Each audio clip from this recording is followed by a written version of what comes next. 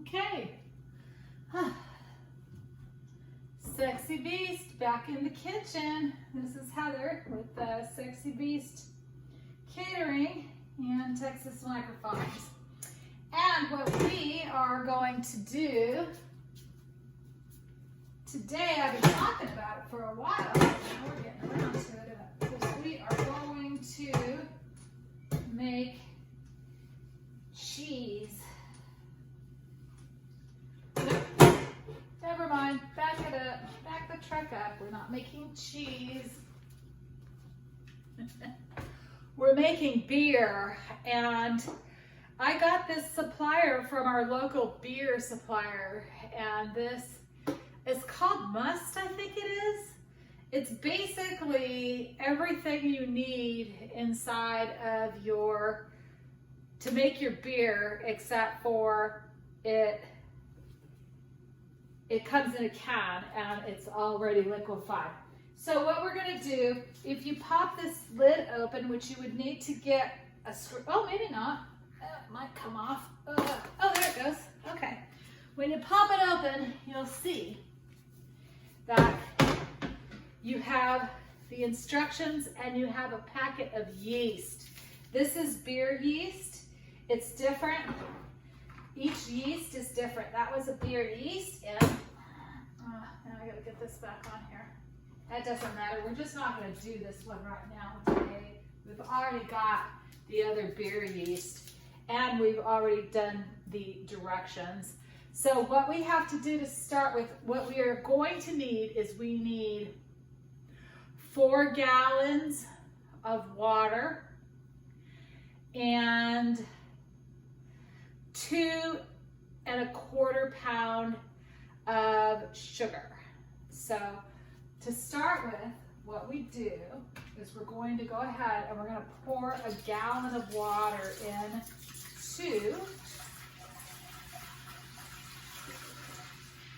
into our pot. And this is going to be our pot where we put, okay, we're going to boil this, and then we're going to measure off. Now we're going to go and measure up our it's actually 2.2 pounds of sugar to put into this pot. And once this boils, we'll add the sugar into it, and we will turn the temperature off, and we'll also put the must into it. Pretty sure it's called must. It's basically, it's the beer liquid.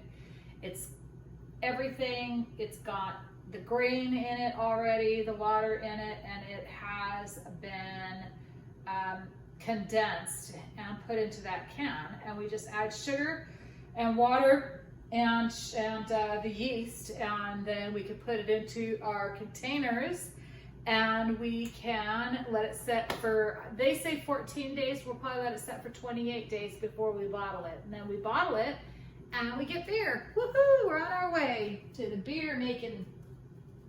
This is our beer making session. Okay, the water's boiling. Woo, yep, that's hot.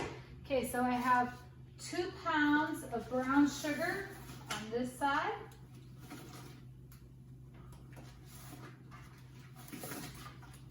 Yowza.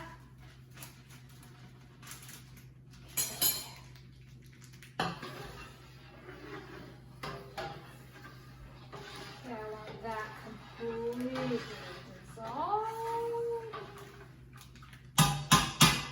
The reason why we do 1 gallon at a time, we're going to add more water to it, but we can't add the yeast until the water has come back down again. Okay, so 2.2 pounds actually equals 2 pounds 7 ounces. So here is the 7 ounces of sugar. I'm using light brown sugar.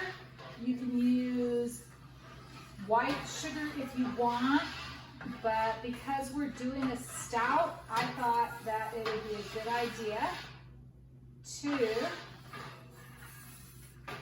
do the brown sugar.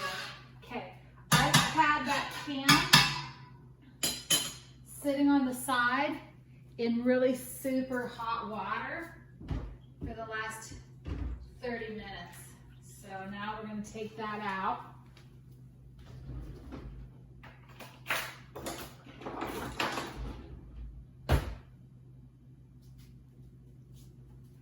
And we're going to open the can. I'll probably dry it off because you know how I am. I don't like it to be messy.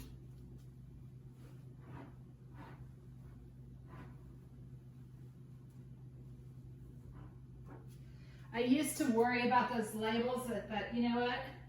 Labels coming off while it's soaking in the sink, so might as well not worry about it.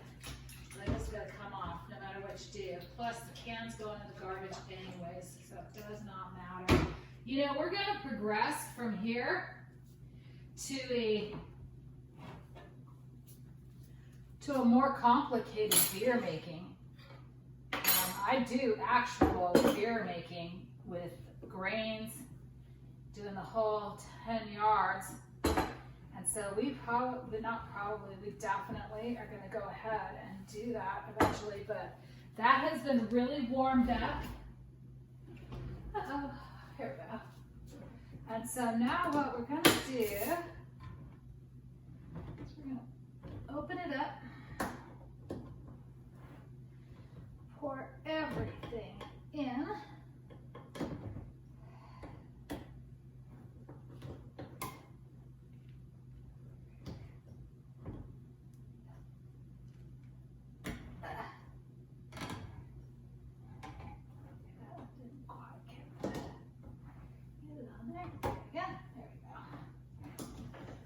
I'm so hungry, and I started this project without eating, and that was dumb on my part because I know I'm gonna get hungry. Okay, I'm not gonna let the lid drop in there because this is really super, as you can see, it's very dark.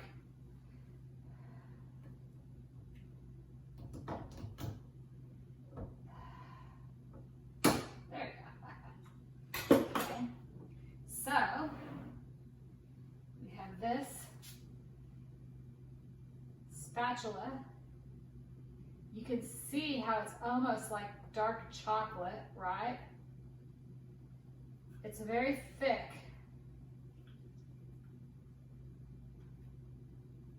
And very sticky. And I want as much of this in here as I can. Wort. Sorry, not must, it's wort. This is a condensed wort product. Must would be if we were doing wine. Wort is if you're doing beer. Okay. There. Okay, now we're gonna pour this whole can in. Ooh, look at that. It's like pouring chocolate into it. This is a stout. Okay. So this is going to be like Guinness when we're done. I'm going to go and get some other cans. I'm not going to do that other stout right away because I would like to have more than one kind of beer.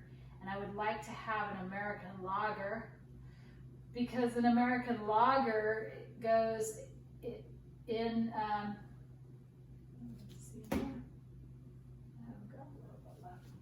an American lager mixes well with a stout, and that's what they do for a black and tan.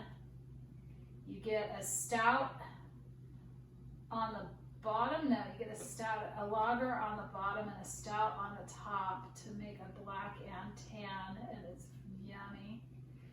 Anymore these days, some stupid canneries have been putting black and tan, they've been counting it and calling it black and tan, and that's just silly because you can't really do that. Okay. a black and tan is a mixture of 2 different alcohols, 2 different beers. Okay, I'm washing my hands because I'm going to have to touch this.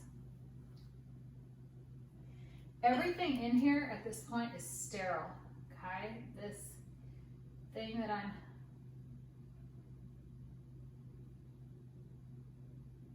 scraped everything out with is sterile. The stir is sterilized. We sterilized that in the pot. I sterilized that using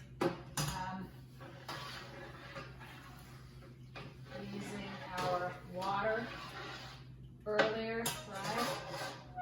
Don't want that to fall in. Okay, that's done. All right, I'm gonna clean up just a little bit and I'll be right back. All right, well, I probably put in a little too much sugar, so it's gonna be pretty sweet. I think I was supposed to put 3 ounces and I put 7. I was basing it off kilograms instead of off of pounds, which you can't do that. That doesn't work correctly. But either way, now I'm gonna pour in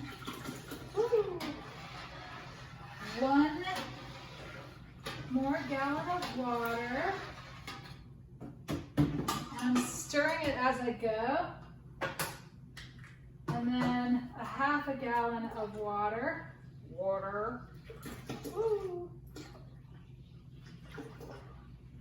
I'll pull it off. Okay. I don't want it on the heat any longer, and the stove top is still hot.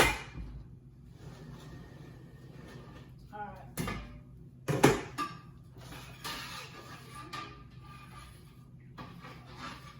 See, we have to get it down. It's 108. We have to get it down lower than that in order to put the yeast in. So, what I think I will do is we could add another thing of cold water, or we could just be patient and wait. I think, since I'm hungry and haven't had any lunch, I think we're going to elect to be patient and wait. So we'll cover this up. We have, so far we have 2.5 gallons of water in here. We have 2 more gallons that need to go in. So I could put more water in here to cool this. In fact, I could put some of that water into the refrigerator and let it get cold and then come back and cool this, and it'd be really cool. Because we can't add it until it gets down. The temperature comes down from here. How hot is this? Ooh, yep, that's still hot.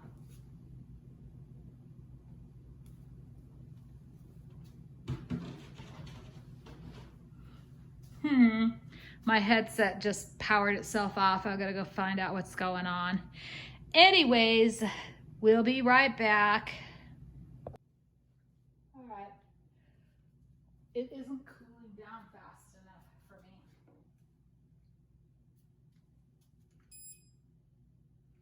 It's at 108.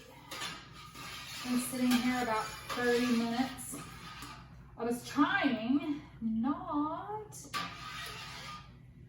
to have to pour more water in, but I do have some cool water here. And we are going to pour it in, another gallon. So I have another gallon off on the side that I could put into this stock pot that it's in. This is one of our cheese making pots. So I'm pretty sure it holds 5 gallons of water. We could put, it's got 3.5 in there now, so it could probably hold a little bit more.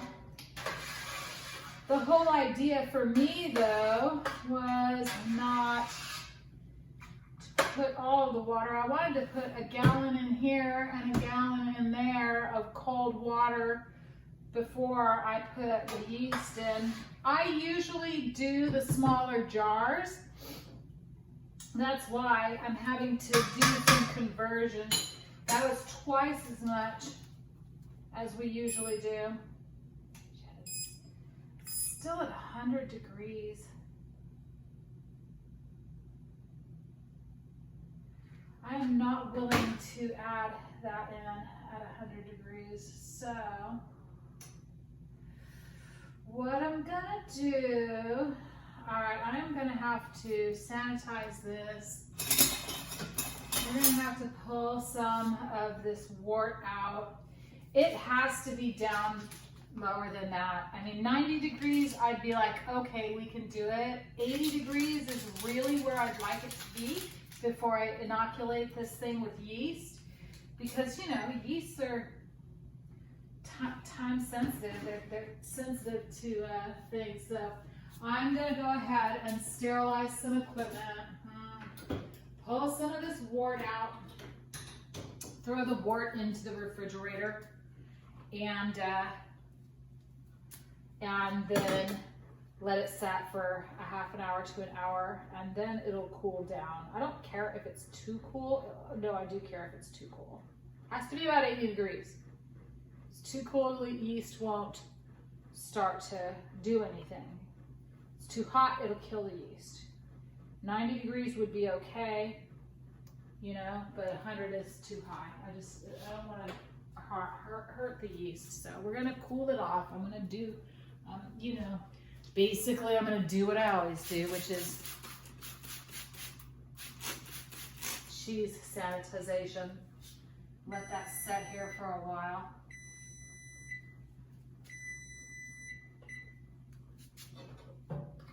Distilled water. And vinegar.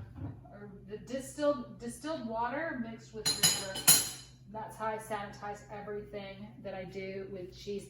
I'm gonna transfer this wort into this jar. I'm gonna do 2 gallons of it and then put it in the fridge, and we'll go from there. Time thing, it's a time factor.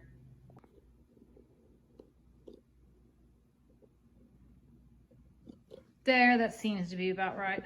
Might not be. Let's go a little higher than that. We're back in the test kitchen.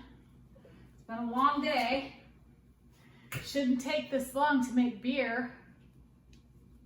But what I did, it's at 91.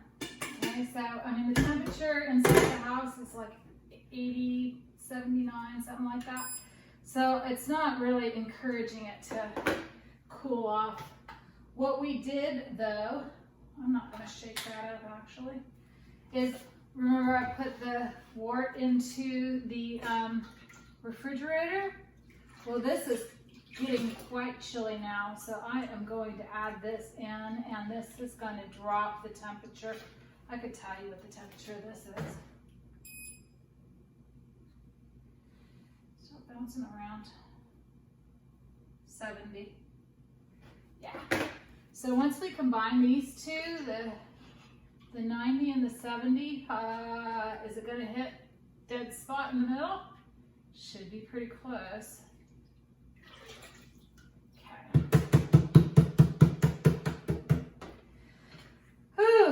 I am hoping that there's enough room in those barrels for this wort. Stir it. It's 5 o'clock. What time did we start doing this morning? 11? Something like that. So this has been a long 84. Good. Going with it. 84 is not so bad. So I could cool it down with some more water. I just am not gonna, because I'm on my way to the Steve Earle show and I would like to get out of here. I would have liked to have left at 3. Okay, so now what we're doing is we're sprinkling our yeast on top. And then we are gonna let that set. 10 minutes. That is going to rehydrate the yeast. Meanwhile, I'm gonna go finish getting ready, throw everything into the car, so I can go to the show, because I can't wait. It's gonna be great. I got myself a hotel too. So I'm staying in a 4-star hotel tonight. I'm taking my bathing suit so I can go for a swim later. Yay! All right, we'll be right back.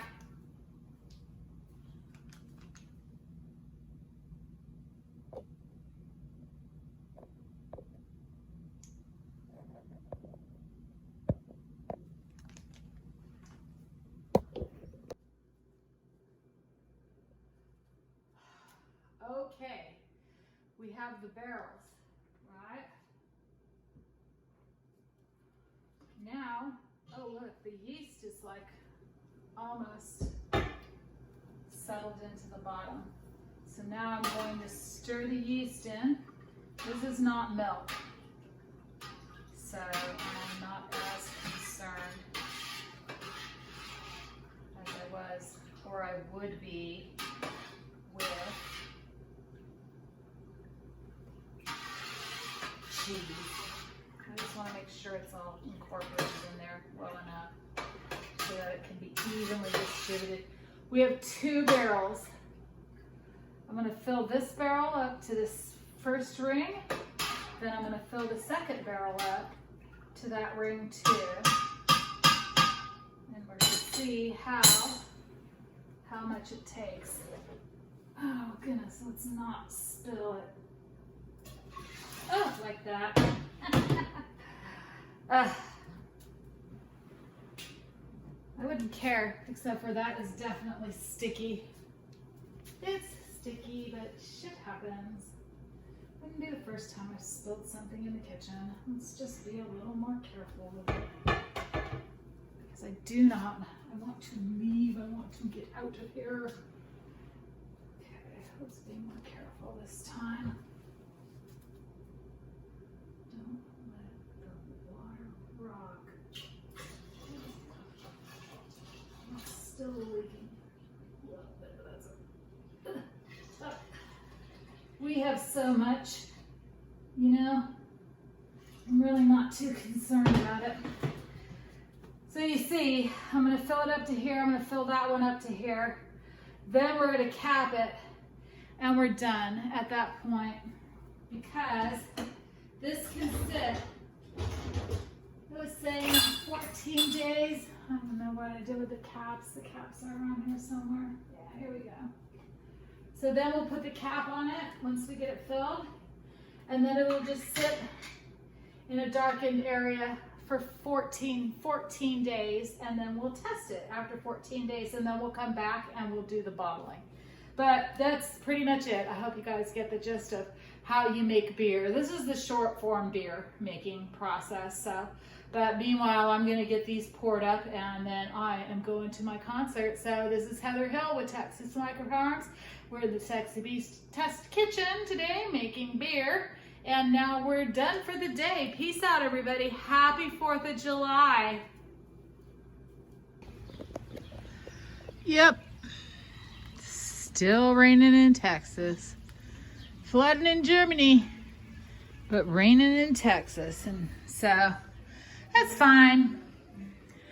I'm getting myself organized. We're moving. Moving. That's all right. Been having my garage sale, my moving sale for a while.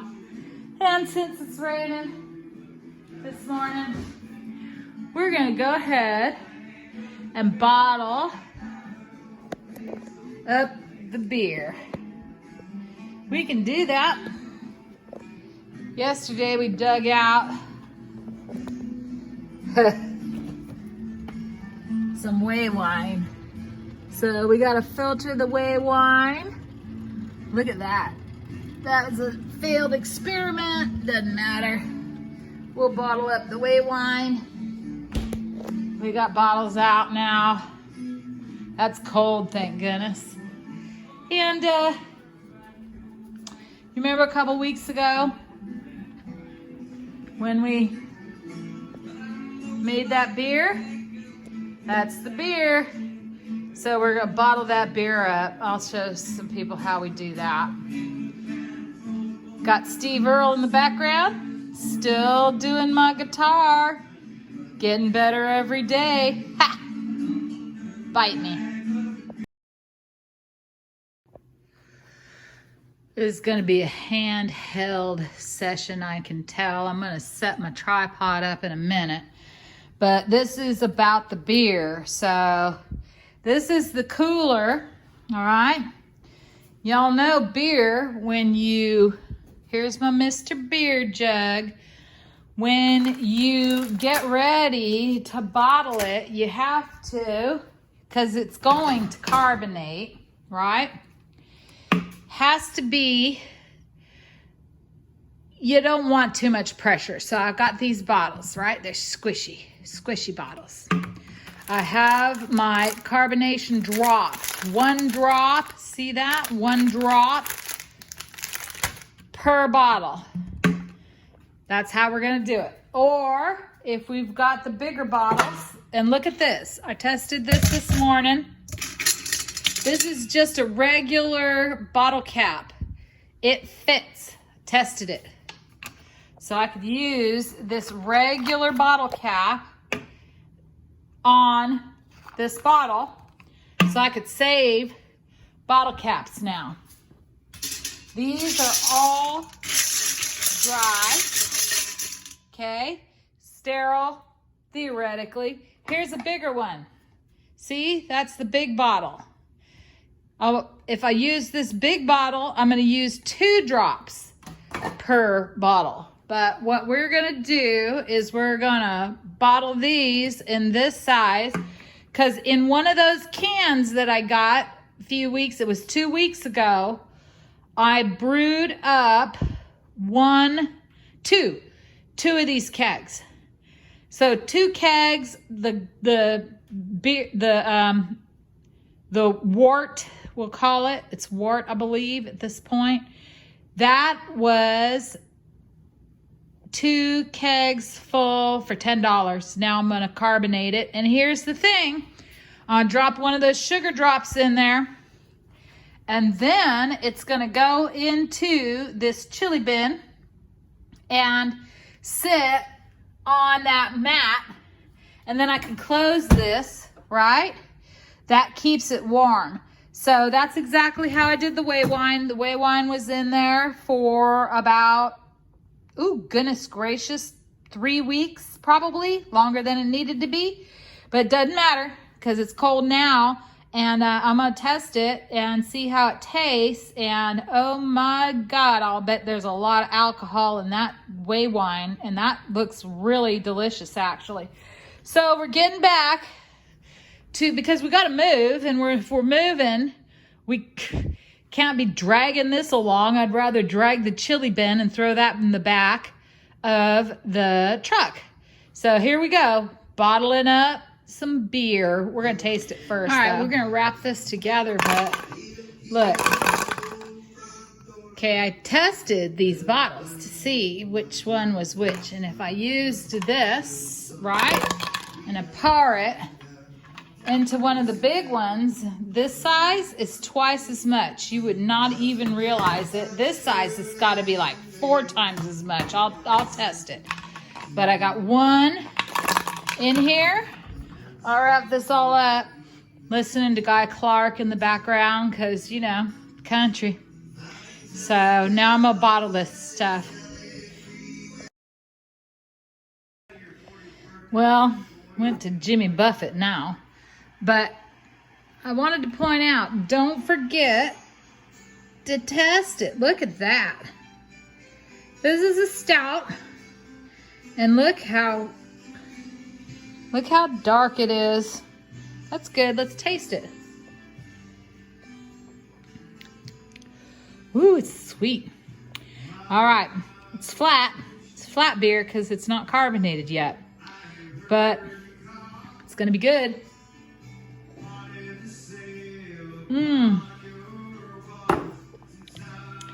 Oh yeah, I'm gonna go with that success. So I got 12 bottles, I'm gonna bottle up 12 and let's see how much more we've got in this keg. These have been sterilized, okay? Gotta sterilize it because otherwise it's gonna get bad. See, I can't fill and film at the same time, but look how full that one is.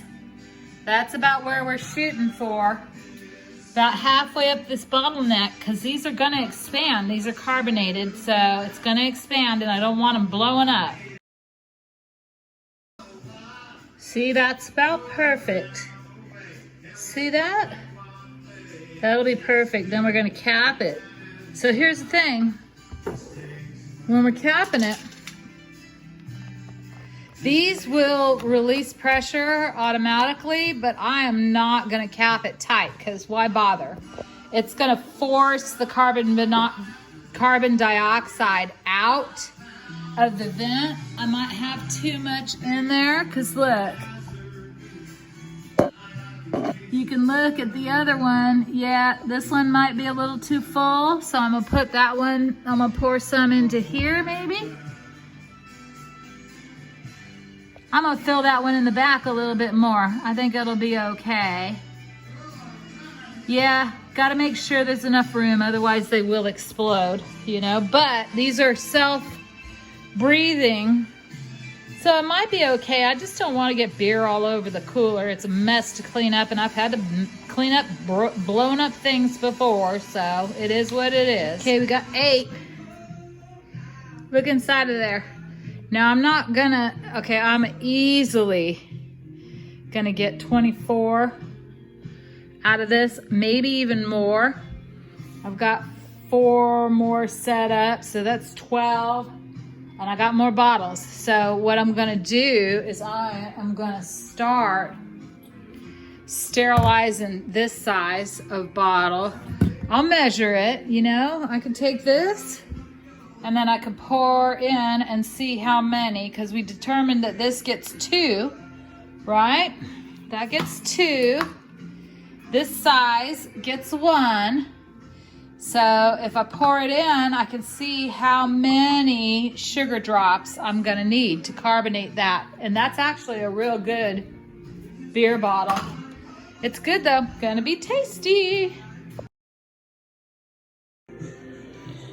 Well, we still got quite a bit in there. Gotta realize, okay, that's 12 right there. And the whole thing that you wanna remember is at the bottom is where the yeast has settled, okay? These are beer yeasts that we're working with, and that's beer sugar drops in there, carbonation drops. It's almost the same, okay? It's not quite the same, because we're gonna do this next, all right? We are definitely gonna bottle the kombucha, and we've got this yeast over here that we're gonna use. We actually have a little bit left from the beer wine, right? So we'll use that yeast. It's a different kind of yeast. There's all kinds of different yeasts. This is a SCOBY, which is a symbiotic community of bacteria and yeast. So it's both in there already. And what we're gonna do is we're gonna put in some of that yeast, let that brew for a while. And then when we're done, we're gonna bottle it, and we're just gonna put a little bit of sugar in it, just like we did over here. We're just gonna use plain old sugar though. This, we have the carbonation drops here are actually beer. It's special beer sugar drops, okay?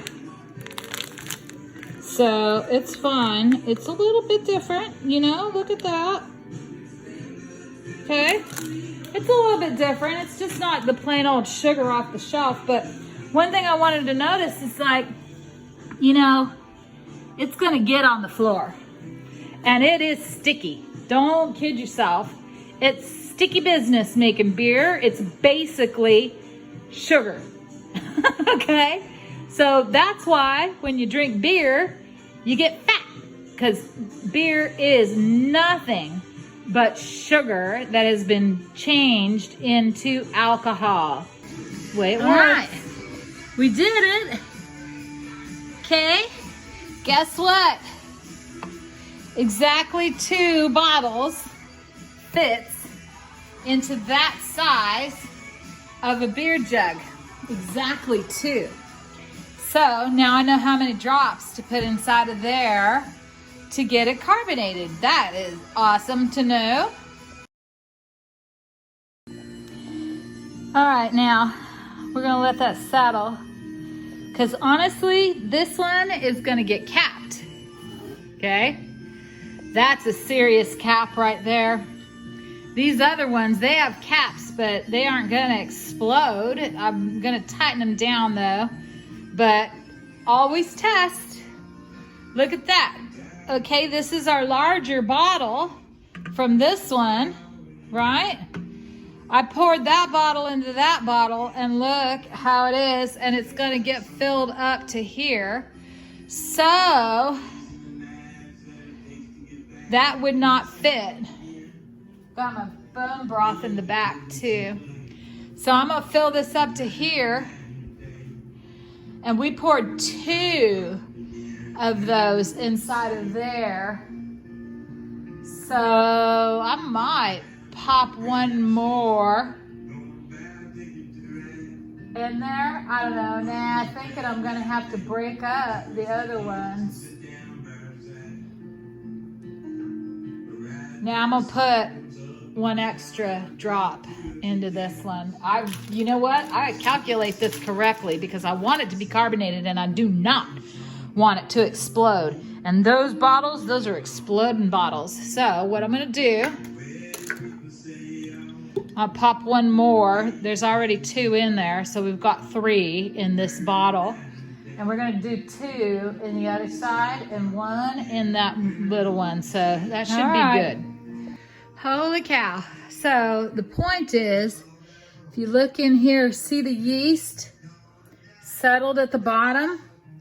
And I can look, let's stick this in here. I can see the spigot.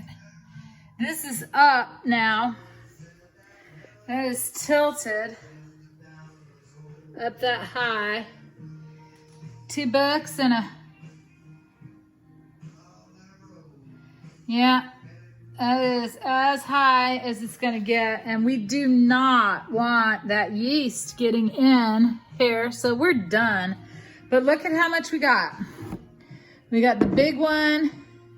We got 4, there's 12, 13, and 2 of the bigger sizes. So that's a 3 sugar, 1 sugar drop in each of the little ones, 2 sugar drops in this size. And we're done with this. So that is bottled. Now we got to bottle up some more. I got more bottles in here. I think that's gonna just be right. Okay, that's gonna just be right. So we gotta wash them, sterilize them, and then we're gonna do the next one. These now, though, go into here. Now it takes 3 days for, no, you know what? Before we do that though, what we wanna do is gently just shake it. Okay, that sugar, I can feel that sugar drop's not, it's not dissolved yet. I want to make sure those sugar drops are dissolved. So we're just going to let it sit up here. Oh, we'll probably let it sit for an hour, let the sugar drop dissolve. And then once the sugar drop dissolves in there, we will shake them a bit. And then we'll put them in to the cooler, into the chili bin. And we'll test it next week. It'll be ready by next week because all we're doing at this point is carbonating it. So it's really pretty much like on the kombucha. when we do the second fermentation on the kombucha to get it carbonated, it takes about 3 days. This we're gonna let it set for a week. When I come back next weekend, we'll check it then. This is Heather Hill. Peace out for the moment. All right, I'm gonna wrap that video together. Kind of having a challenge, you know. Beer making is always challenging, and the fact of the matter is I bought that beer and started bottling it up. I'm gonna wrap all the videos together because so much has happened since I made this beer. I've got to move, got a house, got a job, got a whole bunch of good things going on. Moving is a problem, and obviously it's still raining outside. It's ridiculous. It's like Satan's trying to make it miserable for everybody, especially people that are anti-VV, if you know what I'm talking about. Not doing the V, not gonna be jabbing shit. So anyways, I gotta watch out what I say because I keep getting banned, and this is my business. Texas Microfarms is a business. It is not a toy, not something I'm just doing for fun. But here's the thing, I don't sell beer. Ain't gonna be selling no whey wine either, which we're gonna be filtering a little bit. We're not gonna be selling alcoholic kombucha. That's not our thing, is to sell things that are illegal, because I don't do that. This is a teaching channel. I am teaching people how to do these things. So that's why I'm wrapping these videos together and throwing them up on my YouTube, because I do have a YouTube channel, and my YouTube channel is Texas Micro Farms. You can find it on YouTube, or you can put in Heather Hill, and it'll probably come up because that is my name, Heather Hill. But these are teaching videos. The cheese videos are teaching videos. Well, honestly, I do sell the cheese, but I don't sell the alcohol, you know? TAB is pretty frickin' serious in this country, alcohol, firearms, and tobacco. So we don't sell the alcohol, but sometimes we do sell the cheese, and I can sell anything I want out of my house, but I'm moving. This is not gonna be Texas Microfarms anymore here. This is gonna be Texas Microfarms. We're going in the South. And the South is good. I like the South. Anyways, this is Heather Hill with Texas Microfarms. If you go to my YouTube channel, please like and subscribe so I can build it up, because you know I'm under attack. Zuckerbucker is always after me, and so is the boob tube. They always are after me. So I have to work real hard in order to get my channel up to have enough people. So maybe someday I might make some money, but chances are I'm gonna throw all this stuff on Patreon. That's where I'm really gonna start making some money, but that's coming up, you know? That's not today. This is, today is a different story. So I gotta wrap this up and find all the previous videos, and then I am going to bottle the other container and get on with my life today. This is Heather Hill with Texas Microfarms. I love y'all, and peace out. All right, this is the last video. I drug those out, washing those, getting everything cleaned up. But look, I put my Mr. Beer stickers on. Now here's the final thing we're gonna do, okay? Once we're done and we let the sugar dissolve, we are gonna very carefully spread it, you know, we're gonna mix it. We're gonna mix that sugar in. Now I know, okay, this one in the back had 3 in it, right? So it's all dissolved. I could tell because I can't hear the sugar cube popping around inside the beer anymore. Okay, so these all get to go into the bin, which is warm. We can check it. It gets really warm in there. Let's find our thermo pen. Oh, who knows where it's at now. Oh, there's 2 walkie-talkies. Oh, that's a trip. I don't know where the thermo pen is at the moment. It should just be, oh, there it is, right there. Okay, cool. Ah, Lordy. Yep, this is how we do it. This is how we do it, baby. We shoot in here. Woo! Okay, so that hot pad, that's 109 degrees. That's hot. Side, 85. Okay. Shoot up at the top here. Test it. What's that saying? 79? Yeah, that's about right. So it's 85 in there. It's going to get real hot. But it doesn't matter. Heat does not kill yeast. So what it's going to do, as we put these in there, it's going to heat it up to about 108 degrees or so. We'll check it in a little while. And then next week, we'll be able to drink our beer. Yum! Can't wait. All right. That is the second batch, and this one is going to be interesting because it's got 2 drops in it, and it wasn't a whole bottle. So that'll be a little experimental. I mean, it's, you know what? Here's the thing. This is the beer that I poured out of the last one, and it is unfiltered. That's all. So that's how you know.